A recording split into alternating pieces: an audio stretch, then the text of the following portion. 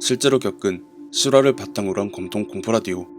오늘 들려드릴 이야기는 시청자 네모 주걱턱님이 보내주신 이야기로 폐병원에서 당직 경비 근무를 하실 때 겪었던 이야기라고 합니다.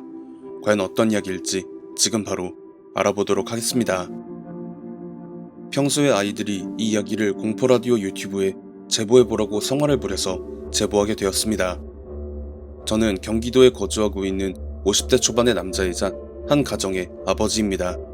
제가 제보하려는 이야기는 한창 월드컵 4강 신화를 써내려가고 있던 2002년 다니고 있던 회사가 재정난으로 문을 닫은 후 현재 재직 중인 회사로 이직하기 전까지 잠깐 경비보안 업체에서 파견직으로 근무를 할 당시 겪었던 일이며 절대 꾸며낸 이야기는 아닙니다.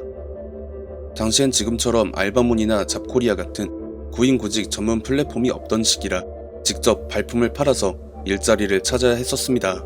그러다 보니 제가 이전에 일했던 직장에서 맡았던 업무와 동종의 업체를 단번에 찾는다는 건 북경에서 왕서방 찾기에 가까웠기 때문에 벼룩시장 구인 공고를 보고 인력을 급구한다는 한 경비업체의 면접을 본 뒤 화성시의 외곽에 위치한 한 폐병원에 출근하라는 지시를 받고 바로 출근을 하게 되었었습니다.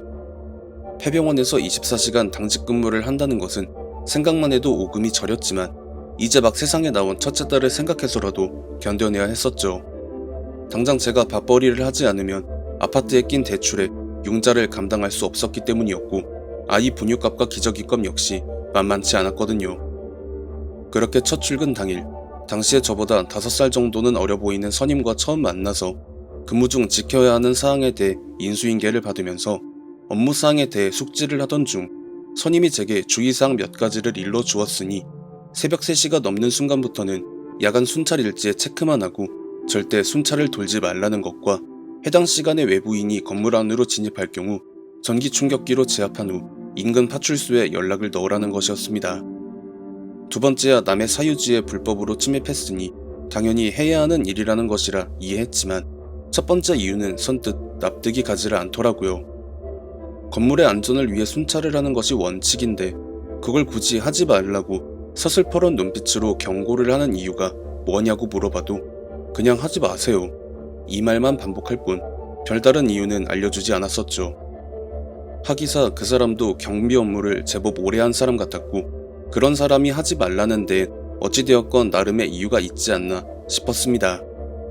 선임이 퇴근한 후 업무에 투입된 저는 처음에야 당연히 실수 연발이었지만 한 달 정도 지나고 나니 선임과 자연스레 말도 트고 업무에 익숙해져 갔죠. 물론 선임이 출근 첫날 경고했던 새벽 3시 이후엔 절대 순찰을 돌지 말라는 것이라는 원칙은 철저히 준수하며 그 시간에 다른 자격증 공부를 하거나 모자란 잠을 청하는 등 나름대로 유익하게 시간을 쓰며 석 달에 가까운 시간이 흐른 어느 날 어김없이 새벽 3시가 찾아오자 육아를 하느라 퇴근을 해도 넉넉하게 쉴 시간이 없었던 저는 접이식 침대를 펴고 그대로 누웠다가 문득 어디선가 들려오는 파열음에 놀라 벌떡 일어났습니다. 마치 방구탄이 터지는 듯한 그런 소리였고 제가 미처 감시 카메라를 제대로 확인하지 못하고 외부의 침입자를 허용해버린 것이 아닌가 싶어 그 즉시 일어나 3단봉과 전기 충격기를 챙긴 뒤 연속해서 들려오는 그 의문의 소음 방향으로 빠르게 근접해 가다가 3층의 왼편 복도 쪽에서 복도 바닥을 발로 쿵쾅 찍고 있는 어떤 사람을 발견하고는 그 즉시 당장 건물에서 나가지 않으면 조치를 취하겠다는 경고를 했습니다. 그러자 그 사람은 하던 행동을 멈췄지만 여전히 저에게서 등을 돌린 상태로 한치의 미동도 없이 딱딱하게 굳은 상태로 서 있는 것 같았어요. 저는 다시 한번 그 사람에게 당신 발로 직접 걸어 나오지 않는다면 물리력을 행사할 수밖에 없다고 경고했죠. 그랬더니 그 사람이 고개만 살짝 옆으로 틀어서는 문이 열려있는 병실을 쳐다보는 듯 했고 그러고는 곧 미동도 없이 굳어있던 그의 몸이 신바람 나는 비트를 타는 듯이 들썩이면서 이빨을 정말 빠른 속도로 부딪히는 대관절 도통 이해할 수 없는 행동을 하기에 저 양반이 지금 나 놀리나 싶어서 나름 발걸음에 무게감을 주며 다가갔죠. 그렇게 그 사람에게 다가가서 3단봉을 꺼내들고 당신 지금 여기서 뭐 하는 거냐고 위협을 가려는 찰나 제 귀에 뭔가 이해하지 못할 그런 소리가 똑똑히 들려오더군요. 뭐랄까 스슥 타닥 스슥 타닥 흡사 커튼을 빠른 속도로 열고 닫고 하는 그런 소리였고 정말 어이없게도 그 병원의 모든 병실엔 사실상 창문 샤시 정도를 제외한다면 남아있는 다른 기물이 없는 상태였기에 그런 소리가 날 이유가 전혀 없었습니다. 그렇다는 건 들고양이거나 제 눈에 보이는 그 사람을 제외한 다른 무언가가 그 병실에 있다는 말도 될 수 있었겠죠. 3개월 가까이 일을 하면서 처음 겪는 일이었기에 오늘 무슨 재수 옴부 텄나 싶어서 신경질적으로 병실을 향해 고개를 돌린 저는 그 순간 제 두 눈을 의심해야만 했습니다. 그 성인 오락실이나 카지노에 가면 슬롯머신이라고 있거든요. 그 슬롯머신이 보통 가로로 숫자나 그림이 놓여지는데 그걸 세로로 돌려놓은 일렬로 늘어진 사람의 머리통이 연신 위아래로 하나씩 옮겨다니면서 웃는 얼굴로 혓바닥을 낼름거리는, 그러니까 이 세상의 것이 아닌 다른 무언가가 그렇게 차마 이해하지 못할 만한 행위를 하고 있었던 것이었습니다. 그걸 보고 있는데 참나 별 어이가 없더라고요. 무섭다라는 느낌은 크게 받지 않았지만 그 귀신이 보여주는 정말 사람 열받게 하는 야비하게 웃으면서 서로 다른 얼굴들이 위아래로 방향을 바꿔가며 그 짓거리를 하고 있었고, 그 행동을 제외한 다른 어떤 행동을 하지 않았기에 더욱 그렇게 느껴질 수도 있었던 것 같았습니다. 일단 저는 침착하게 전기 충격기로 무단 침입을 한 그 사람을 기절시켜놓고 제가 그러고 있는 순간에도 그 어이없는 행동을 무한히 반복하고 있던 그 귀신은 어느 순간 흥미가 식은 듯이 무표정한 얼굴로 바뀌었고, 일정 시간을 그 무표정한 얼굴과 눈빛으로 저를 바라보다가 대뜸 그 크기가 작아지더니 웬 초등학생 정도로 보이는 아이의 모습으로 바뀌었습니다. 그러고는 저에게 김서방, 자네 혹시 도깨비라고는 들어봤나? 세상 천진난만한 아이의 목소리로 제게 이렇게 말을 하더라고요. 도깨비? 전래동화에 나오는 그 뿔 달리고 방망이 들고 설치는 냄새나는 팬티 입고 다니는 그거 말하는 건가? 라는 생각을 했습니다. 그러자 그 아이가 연신 손뼉을 치고 깔깔거리며 웃으면서 그거는 저기 옆나라 애들이 꾸며낸 얘기야. 이게 내 원래 모습이고, 마치 제 생각을 읽은 것처럼 말을 하더니 내 땅을 건든 건방진 김서방들한테 본보기를 보일 생각이었어. 그런데 너는 특별히 살려줄게. 날이 밝는 대로 이곳을 떠나. 네 딸 덕분에 산 줄 알고. 이 말을 끝으로 벽을 통과하여 사라지는 아이를 보며 내가 지금 누워서 자다가 꿈을 꾸는 건가 싶어서 셀프로 뺨따기를 쳤지만 심이 아픈 걸 보니 현실인 것을 알겠더라고요.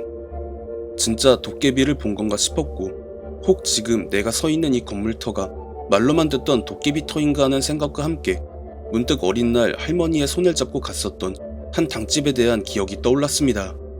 당시에 2살 터울의 제 형이 뒷산에서 놀다가 굴러떨어져 크게 다친 일이 생겼고, 병원에 입원한 형을 간호하기 위해 부모님이 한동안 집에 오지 않자 할머니는 제 손을 잡고 쌈짓돈을 챙겨서 마을에서 유일하게 하나 있던 당집을 찾아가서 내 짐작이 맞다면 지금 우리네가 살고 있는 그 땅이 도깨비터 같다고 말씀하셨습니다. 그리고 그 무속인 역시 그래서 지난날 내 신모님이 그 땅에 집을 짓는다는 걸 듣고 말리지 않았었냐고 맞받아치면서 어른네 아드님하고 며느님도 그 집에 살기 시작하고 나서 잦은 병치레를 달고 살지 않았느냐고. 그나마 그 터 주인이 착해서 그 정도에 그치고는 있지만 도깨비라는 것들이 원래 천성이 악해서 언제 돌변할지 모르니까 빨리 그 집에서 나가라고 이 말을 하셨던 기억이 떠오른 것이었죠. 그리고 그 무속인의 말에 따라 같은 동네였지만 비어있는 다른 집으로 이사를 한 뒤로는 매일 잔병치레에 약을 달고 사셨던 부모님은 언제 그랬냐는 듯 건강해지셨고, 병원에서 장기간 입원 치료를 받던 제 형 역시 나 멀쩡한데? 이러면서 퇴원하고 집에 돌아왔었기에 금방 겪은 그 일이 예산일이 아님을 느낀 저는 아침에 교대하러 온 선임에게 오늘까지만 일을 하고 그만두겠다, 지원했던 회사에 합격을 했다고 하자 썩 아쉽다는 듯 열심히 잘 살라는 격언을 하며 목례를 하고 그 일을 그만뒀었죠. 솔직히 그 선임에게도 이 사실을 말하려고 했지만 그날 도깨비가 제게 해준 너는 특별히 살려줄게, 네 딸 덕분에 산 줄 알고 라는 말이 떠올라 입을 열지 않았었습니다. 이후 시간이 어느 정도 지나 딸아이가 고등학교에 입학할 무렵 회사가 화성시로 이사를 하면서 그때 그 일이 문득 떠올라 폐병원이 있던 자리로 가봤지만 그 자리는 아무것도 없이 빈 공터로 남아 있었습니다.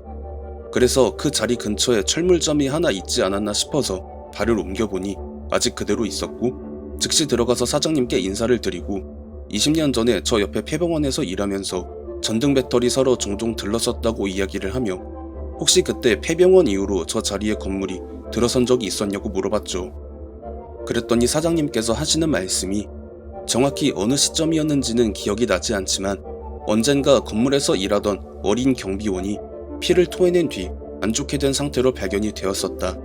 그리고 그 일이 있은 직후부터 건물에 귀신이 나오네, 얼굴이 3개 달린 요상한 걸 봤다니 하는 소문이 걷잡을 수 없이 퍼지다가 이내 터 주인이 건물을 밀어버리고 펜스를 쳤고 그 이후로 쭉 저 상태로 남아있다고 하셨습니다. 저는 어느 정도 궁금증을 해소했기에 감사하다고 인사를 드리고 나오면서 문득 생각에 잠겼죠. 철물점 사장님이 말씀해주신 어린 경비원이 안 좋게 되었다라는 부분이 혹시 20년 전 3개월 동안 동고동락했던 그 선임이 아닐까 하고요. 그리고 만약 그날 병실에서 도깨비를 마주하지 않았다면, 혹여나 그 도깨비가 저를 살려주지 않았다면 저 역시 그와 같은 운명이 되지 않았을까라는 생각도 들었죠. 제가 어느 날 첫째 아이가 수능 준비로 힘들어하기에 잠깐 기분 좀 풀어준다고 꺼낸 이 이야기를 구독하고 있는 채널들 중에 여기에 제보를 하면 좋겠다고 해서 보잘것없는 이야기나마 보내봤습니다. 이번에 네모 주걱턱님이 보내주신 이야기는 제 채널이 아니라 다른 대형 채널로 갔으면 정말 반응이 좋았을 이야기라고 생각합니다. 아무래도 제가 다른 채널들에 비해 편집 실력이나 발음 및 딕션이 썩 좋은 편이 아니기에 이야기의 디테일을 살리는 스킬이 모자라거든요. 여기에 더해서 요즘 업무에 치여서 다른 일을 생각하기 힘든 부분도 있고 영상 업로드 주기가 들쭉날쭉 하다 보니 채널의 성적이 너무 안 좋은 부분도 있고 해서 유튜브를 잠시 쉴까 생각하고 있던 차에 가뭄의 단비 같은 이야기를 보내주셔서 너무 감사드립니다.